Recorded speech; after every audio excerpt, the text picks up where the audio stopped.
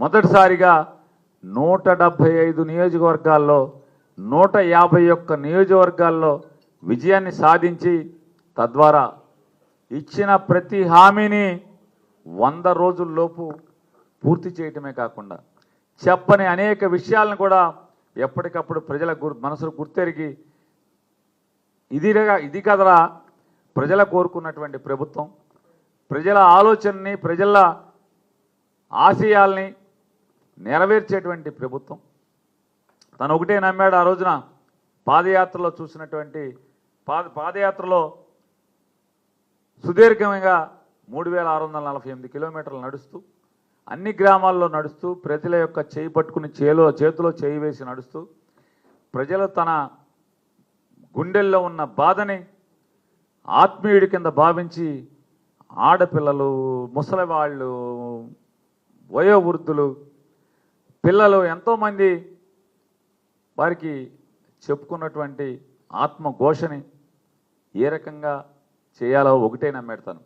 వీటన్నిటికీ సమాజంలో ప్రధానమైనటువంటి మూలం ఆర్థిక బాధలు తట్టుకోలేక చదువుకోలేకపోవటం, చదువుకు దూరం అవటం, వెనుకబడిన కులాలు, పేదలు చదువుకు దూరం అవటం వల్ల ఈ సమాజంలో పేదరికం ఎక్కడ వేసిన గొంగళి అక్కడే ఉన్నదనే ఆలోచనతోనే తను ప్రధానంగా దృష్టి పెట్టి పేదవాడు ఒక్కసారి లేదా మధ్యతరగతి వాడు హాస్పిటల్కి వెళ్తే చాలు అక్కడితో కుదేలై జీవితం తలకిందులై అప్పులు పాలై ఇల్లు తనకు తాను తాకట్టు పెట్టుకునేటువంటి పరిస్థితుల్ని తన కళ్ళతో చూశాడు, మనసుతో విన్నాడు. కాబట్టే విద్య వైద్యం మీద ప్రధానమైనటువంటి లక్ష్యంతో ఆయన గొప్పగా దేశంలో ఎక్కడా లేని విధంగా పనిచేశాడు. స్కూళ్ళని ఢిల్లీలో 800 స్కూళ్ళు ఉంటే 800 స్కూళ్ళని 10 ఏళ్లలో మార్చి చూపిస్తే ఇతను కరోనా 2 సంవత్సరాలు తీసేస్తే జగన్మోహన్ రెడ్డి గారు 3 ఏళ్ల కాలంలో దాదాపుగా 16,000 పాఠశాలలని రూపురేఖలను మార్చి సౌకర్యాలని నేల మీద గచ్చు ఊడిపోయినటువంటి లేదా బొక్కలతో మట్టి నేల మీద కూర్చుని చదువు నేర్చినటువంటి పరిస్థితుల నుంచి డబ్బున్న వాళ్ళ పిల్లలతో పోటీ పడుతూ విద్య నేర్పటం, అలాగే ఇంగ్లీష్ విద్య నేర్పటం, డిజిటల్ బోర్డు మీద విద్య నేర్పటం, ఉచితంగా 1వ క్లాస్ నుంచి పీజీ వరకు సంపూర్ణమైనటువంటి ఫీజు రీయింబర్స్మెంట్ని కొనసాగిస్తూ ఉచితంగా విద్య నేర్పించటం. అంటే తను నమ్మాడు ఒకటే, ఈ రాష్ట్రంలో పేదరికం పోవాలంటే రాజశేఖర రెడ్డి గారి తర్వాత చంద్రబాబు వచ్చో, చంద్రబాబు తర్వాత జగన్మోహన్ రెడ్డి గారు వస్తేనో లేకపోతే ఇంకొకరు వస్తేనో పేదరికం పోదు ఈ రాష్ట్రంలో. పేదరికం పోవాలంటే ముఖ్యమంత్రులు మారినంత మాత్రాన పోదు.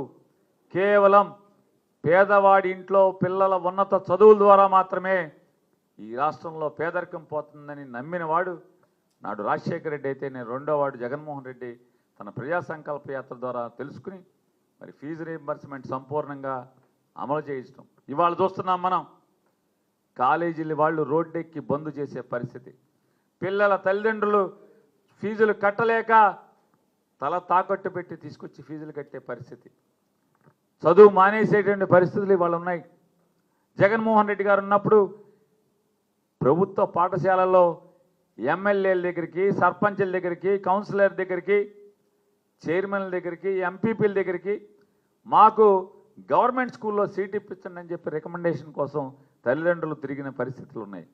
ఇవాళ స్కూళ్ళు వదిలి ఖాళీ చేసి మళ్ళీ ప్రైవేట్ స్కూళ్ళు దారి పడుతున్నటువంటి పరిస్థితులు ఇవాళ ప్రస్తుత ప్రభుత్వంలో చూస్తున్నాం. హాస్పిటల్ ఇవాళ జగన్మోహన్ రెడ్డి గారు నమ్మాడు, వైద్యం అనేది పేదవాడికి ఉచితంగా అందించాలి.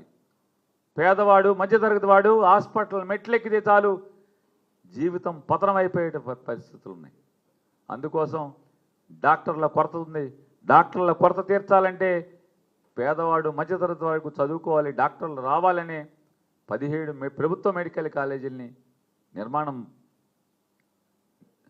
నిర్మాణం మొదలుపెట్టి దాంట్లో 5 మెడికల్ కాలేజీలు గమ్మత్తుగా 3 ఏళ్ళు, కరోనా 2 ఏళ్ళు తీసేస్తే 3 ఏళ్లలో 5 మెడికల్ కాలేజీలు స్థాపించి ఓపెన్ చేయటం.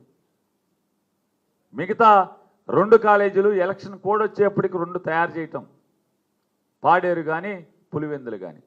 మరొక 10 కాలేజీలు సగంలో 60%లో 70%లో నిర్మాణంలో ఉన్న దశలో ఉంటే ఈ పార్టీకి చంద్రబాబు కనుక గాడి తప్పకుండా, బుద్ధి గడ్డి తినకుండా ఆ మెడికల్ కాలేజీని చిన్నవాడైనా జగన్మోహన్ రెడ్డి గారి సంకల్పాన్ని కొనసాగించుంటే ఇవాళ ఆంధ్రప్రదేశ్ రాష్ట్రానికి 17 ప్రభుత్వ మెడికల్ కాలేజీలు పూర్తి